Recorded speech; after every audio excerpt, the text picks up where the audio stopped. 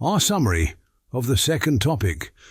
As is well explained in A Guide for Youth from the Risale-i, it is as definite and obvious that death will befall us as the night will follow today and winter, this autumn.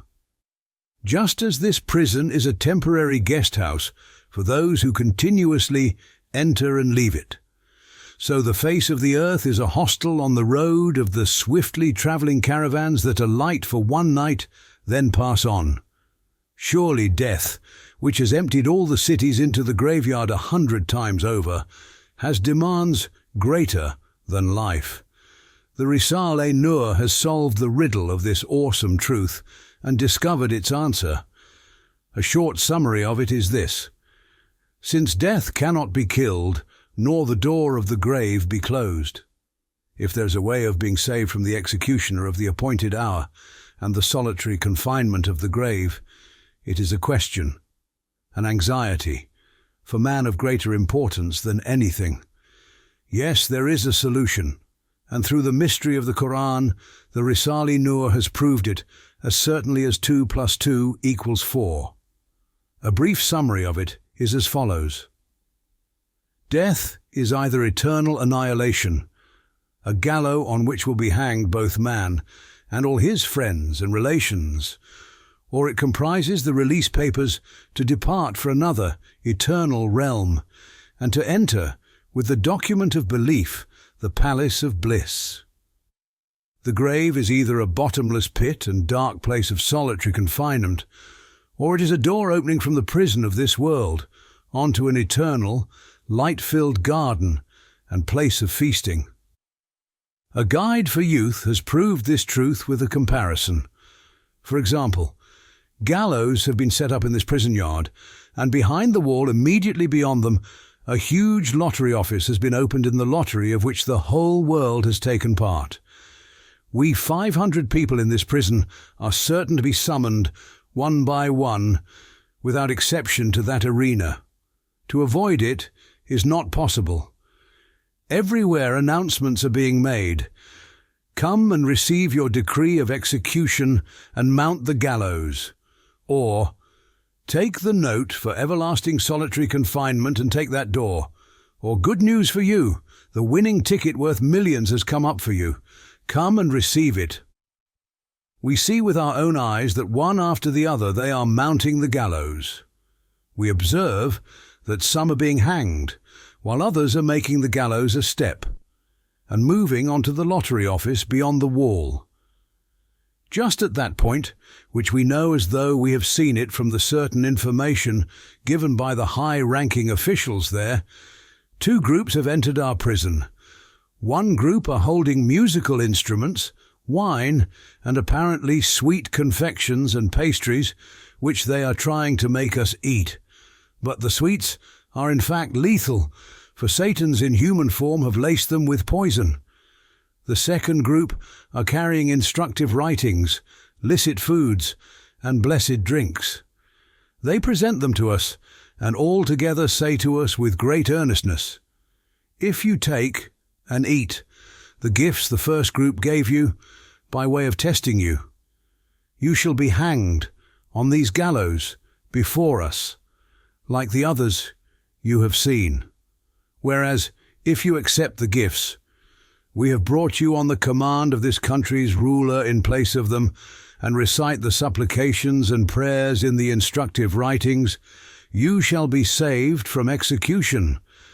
Believe as though you were seeing it that each of you shall receive the winning ticket, worth millions in the lottery office, as a royal favour. These decrees say, and we ourselves say the same thing, that if you eat those illicit, dubious and poisonous sweets, you shall suffer terrible pains from the poison until you go to be hanged." Like this comparison, for the people of belief and worship, on condition they have happy deaths, the ticket for an everlasting and inexhaustible treasury will come up from the lottery of man's destiny beyond the gallows of the appointed hour, which we always see. For those who persist in vice, unlawful actions, unbelief, and sin, however, there is 100% probability that on condition they do not repent, they will receive the summons to either eternal annihilation for those who do not believe in the hereafter, or to permanent dark solitary confinement for those who believe in the immortality of man's spirit, but take the way of vice and eternal perdition.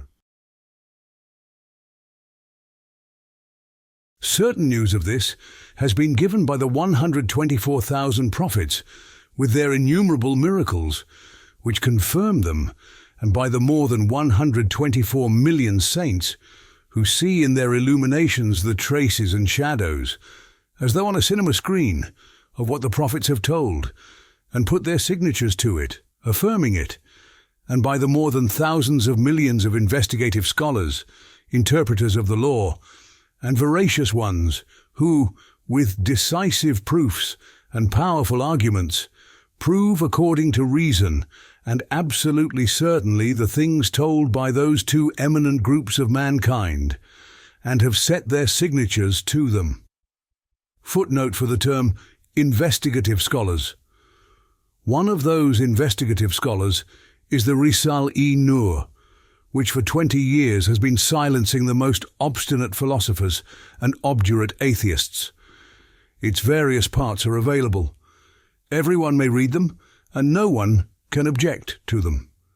The situation, then, of someone who does not heed the news given unanimously by the decrees of these three vast and elevated communities and groups of the people of reality, who are the suns, moons, and stars of mankind and the sacred leaders of humanity, and does not take the straight path which they have pointed out, and disregards the awesome 99% danger, and abandons that way due to one person saying there is danger on it, and takes another lengthy way, his situation is as follows. The wretch who, since he has abandoned, according to the certain news of innumerable well-informed observers, the shortest and easiest of the two ways, which with 100% certainty will lead to paradise and eternal happiness, and has chosen the roughest, longest way, which is most fraught with difficulties and is 99% certain will lead to incarceration in hell and everlasting misery, and leaves the short way because, according to the false information of a single informer, there is a 1% chance of danger and the possibility of a month's imprisonment, and chooses the long way, which is without benefit just because it holds no danger, like drunken lunatics. Such a wretch has lost his humanity, mind, heart, and spirit, to the extent that he ignores the terrible dragons which are seen from afar and are pestering him, and struggles against mosquitoes, attaching importance to them alone. Since this is the reality of the situation, so that we avenge ourselves totally for this calamity of prison, we prisoners should accept the gifts of the second, blessed group.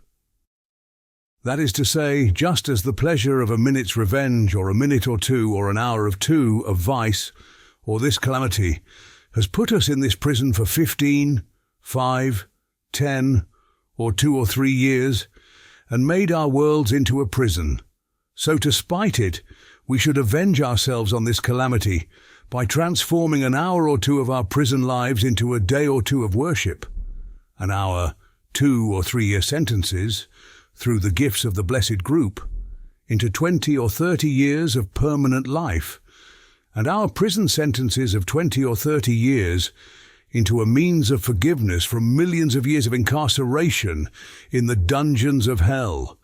In the face of our transitory world's weeping, we should make our everlasting lives smile. We should show prison to be a place of training and education, and each of us try to be well-behaved, reliable, useful members of our nation and country.